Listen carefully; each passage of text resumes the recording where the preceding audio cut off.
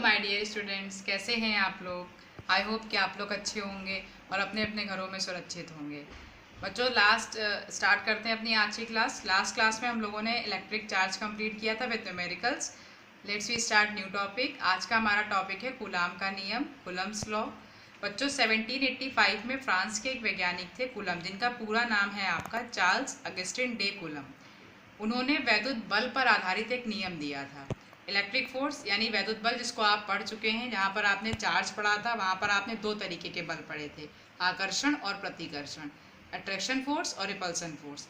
उन्हीं दोनों फोर्सेस को हम क्या कहते हैं, इलेक्ट्रिक फोर्स कहते हैं, वैद्युत बल कहते हैं। यानी आप कह सकते हो दो आवेशों के बीच लगने वाले आकर्षण अथवा प्रतिकर्षण बल को हम वैद्युत बल कहते हैं। Force act between two charges is called electric force. तो इन्होंने जो नियम दिया था बच्चों, वो इलेक्ट्रिक फोर्स पे ही डिपेंड था। तो इन्होंने बताया था कि जो आपके दो चार्ज होते हैं उनके बीच में जो बल लगता है, यानी जो फोर्स आपका अप्लाई होता है, वो किन किन चीज़ों पर डिपेंड करता है और उसका फॉर्मूला हम कैसे फाइंड करेंगे।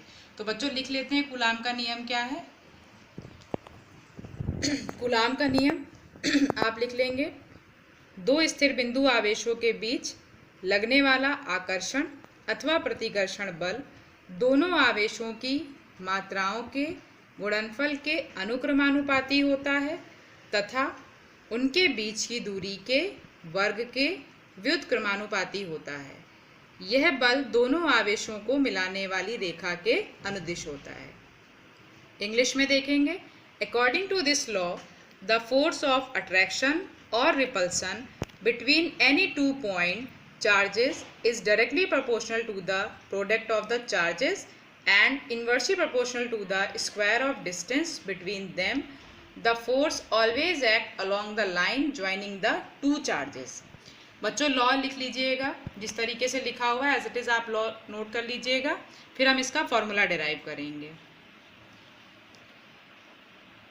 अब आ जाइए इसके फॉर्मूले पर। फॉर्मूला डिराइव करने के लिए बच्चों सबसे पहले हम डायग्राम ड्रॉ करेंगे। डायग्राम में देखिए आपको यहाँ पे दो डॉट्स दिखाई पड़ रहे होंगे।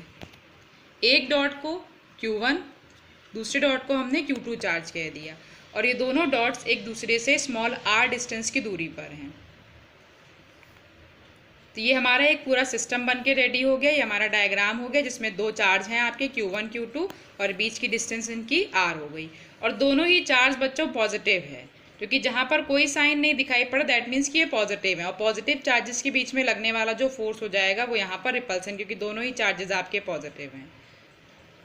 फिर जब भी कोई डायग्राम आप ड्रॉ करते हैं बोर्ड एग्जाम में, तो उसको एक्सप्लेन करना बहुत ज़रूरी होता है, तभी आपका डेरिवेशन कंप्लीट होगा। तो हम इसी डायग्राम को एक्सप्लेन कर देते हैं। चित्रानुसार दो बिंदु आवेश Q1 व Q2 एक दूसरे से स्मॉल r दूरी पर स्थित हैं, अतः उनके बीच लगने वाला बल, if 2 point charges Q1 and Q2 are placed at small r distance, then force acting between them.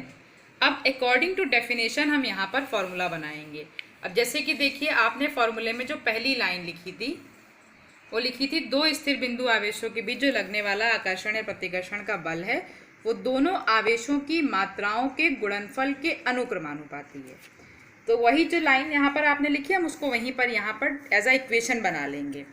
ये हमारा फोर्स हो गया, बल, इलेक्ट्रिक फोर्स, वैद्युत बल, जो कि अनुक्रमानुपाती है, डायरेक्टली प्रोपोर्शनल है दोनों आवेशों की मात्राओं के गुणनफल के, the product of two charges Q1 multiplied by Q2। Next आइए, सेकेंड लाइन में आपने लिखा था कि वैद्युत बल उनके बीच की दूरी के वर्ग के व्युत्क्रमानुपाती होता है। इसी लाइन को हमने एज अ इक्वेशन यहाँ पे ड्रॉ किया। F व्युत्क्रमानुपाती है 1/, उनके बीच की दूरी r के वर्ग के, F inversely proportional to 1/r²। तो हमारे पास दो इक्वेशन बन गई बच्चे। अकॉर्डिंग टू डेफिनेशन हमने यहाँ पर दो इक्वेशंस बना ली, फर्स्ट एंड सेकेंड। अब इन दोनों इक्वेशंस को हम कंबाइन करेंगे समीकरण 1 तथा 2 से। From equation 1 and 2, F is directly proportional to Q1 Q2 and inversely proportional to 1/r²। हमने कंबाइन किया तो हमको ये मिल गया। फिर जैसा कि बच्चों आप लोग जानते हैं किसी भी फॉर्मूले को ऐसे नहीं लिखा जाता है, फॉर्मूला हमेशा इक्वल टू बराबर के साइन के साथ लिखा जाता है, तो हमको इस साइन को रिमूव करना पड़ेगा। जब हम ये साइन रिमूव करेंगे तो इसको रिमूव करने के लिए हमें एक कांस्टेंट वैल्यू देनी पड़ेगी। तो हमने कांस्टेंट वैल्यू क्या दे दी, स्मॉल के दे दी।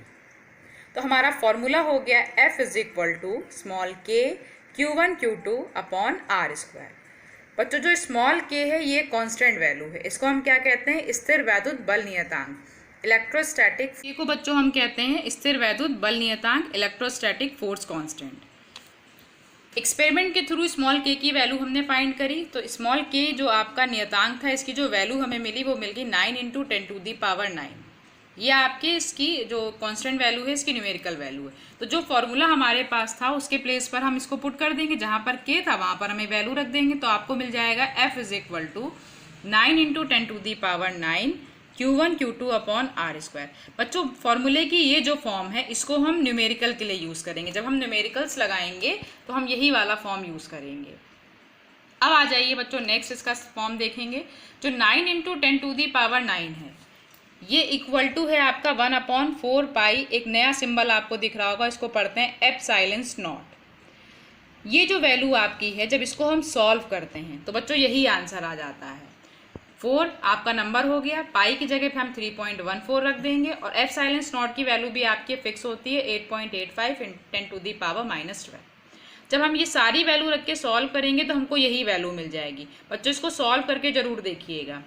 तो हमने 9 × 10⁹ के प्लेस पर ये वैल्यू रख दी। तो हमारा जो स्टैंडर्ड फॉर्म है कूलम्ब्स लॉ का वो आ गया F = 1/4 ε0 Q1 Q2 upon R square.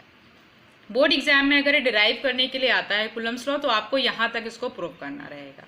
अब यहाँ पर देखिए ε0 जो नया सिंबल है मैंने यहाँ पे लिख दिया, इससे आप लोग इसको प्रोनाउंसिएशन करना सीख जाइएगा। ε0 ये इसको कहा जाता है, लेकिन ये शो क्या करता है, रिप्रेजेंट क्या करता है, दिखाता क्या है, ये वायु अथवा निर्वात की वैद्युतशीलता को प्रदर्शित करता है, permittivity of free space.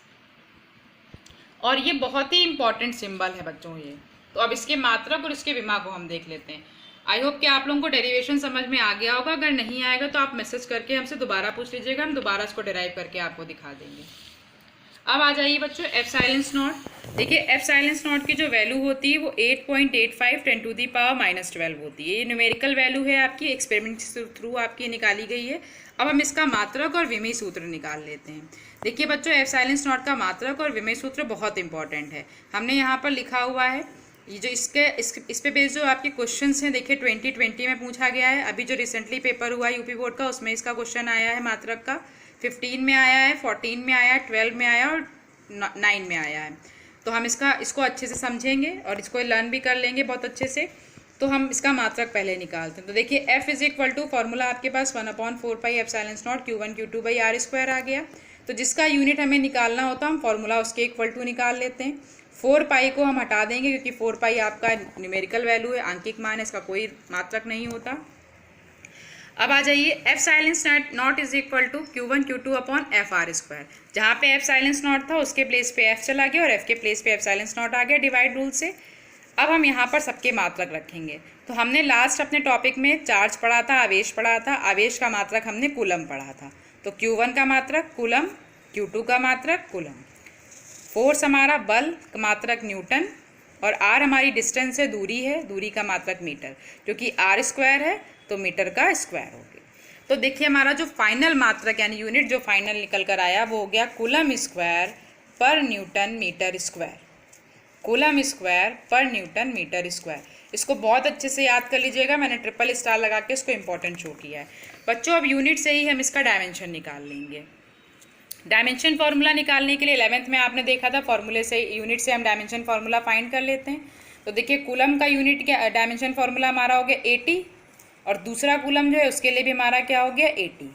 Force का डायमेंशन फार्मूला होता है ml/10⁻² और डिस्टेंस यानी दूरी के लिए हमारा डायमेंशन फार्मूला L, क्योंकि वहाँ पर स्क्वायर है तो यहाँ पर भी आपका L स्क्वायर हो गया। सॉल्व कर लेंगे 80 और 80 सॉल्व किया तो A² T² हो गया। और नीचे देखिए m, यहाँ पर देखिए L की पावर सिंगल है, यहाँ पर L की पावर 2 है। बेस सेम है बच्चा, पावर आपस में जुड़ जाएंगे तो हो गया m और 1 + 2 3, यानी ml की पावर 3 और t की पावर -2। अब इस वैल्यू को हम ऊपर ले आएंगे तो ऊपर आने पे पावर के साइन चेंज हो जाएंगे। m की पावर +1 थी नीचे, ऊपर आया -1। L की पावर +3 ऊपर आया -3, T की पावर -2 थी ऊपर आया +2 और साथ में A² T² आपका ऊपर था ही। अब इसको भी सॉल्व कर लेंगे तो m इनवर्स तो एज इट इज़ आ गया, L की पावर -3 एज इट इज़ आ गया। यहाँ पर देखिए T की पावर 2 है, यहाँ पर भी T की पावर 2 है, बेस सेम है, पावर ऐड हो जाएंगी तो T की पावर 2 + 2 4 हो गया और A की पावर 2। तो डायमेंशन फॉर्मूला आ गया हमारा एप्सिलॉन नॉट का m इनवर्स L की पावर -3 T की पावर 4 A की पावर 2। इसको बहुत अच्छे से बच्चों लर्न कर लीजिएगा। अब देखिए अगर मान लीजिए आपसे क्वेश्चन पूछा जाए एप्सिलॉन नॉट का MKS पद्धति में मात्रक बताइए, तो उसके लिए आपको कहीं अलग से फॉर्मूला डिराइव करने की ज़रूरत नहीं है, आप डायमेंशन फॉर्मूले से ही MKS यूनिट निकाल लेंगे। 11th क्लास में आपने पढ़ा था m जो होता है डायमेंशन फॉर्मूला वो आपका मास का होता है, द्रव्यमान का होता है और द्रव्यमान का मात्रक किलोग्राम। L जो होता है वो लंबाई का, लेंथ का, दूरी, कोई भी चीज़ आप ले लीजिए डिस्टेंस का होता है, उसके लिए मात्रक metre. T time second, A आपका एम्पियर, तो एम्पियर को एज इट इज़ ही लिखा जाता है यूनिट में भी और डायमेंशन में भी A। तो हमारा देखिए MKS पद्धति में मात्रक क्या आ गया, m की पावर -1 है तो किलोग्राम की पावर -1, मीटर की पावर -3, सेकेंड की पावर 4 और एम्पियर की पावर 2। तो ये हो गया हमारा MKS पद्धति में एप्सिलॉन नॉट का मात्रक। MKS सिस्टम में आपका एप्सिलॉन नॉट का ये मात्रक है। अगर ये क्वेश्चन आता है तो आप यहाँ से इसको फाइंड आउट कर सकते हैं। नोट कर लीजिएगा बच्चों इसको। तो ये हमारा कूलम्ब्स लॉ कंप्लीट हो गया है। फिर इसमें हम इसके न्यूमेरिकल जो है अपने नेक्स्ट लेक्चर में डिस्कस करेंगे। तो आज के लिए आपका होमवर्क बच्चों यही है कि आपको कूलम्ब्स लॉ याद करना है, एप्सिलॉन नॉट का मात्रक निकालना है और इसके डायमेंशन फॉर्मूला याद करना है। तीनों ही चीज़ें आपकी बहुत इंपॉर्टेंट है, अच्छे से याद कर लीजिएगा बच्चों। फिर हम नेक्स्ट लेक्चर में इसके न्यूमेरिकल्स डिस्कस करेंगे। तब तक के लिए stay home, stay healthy, thank you.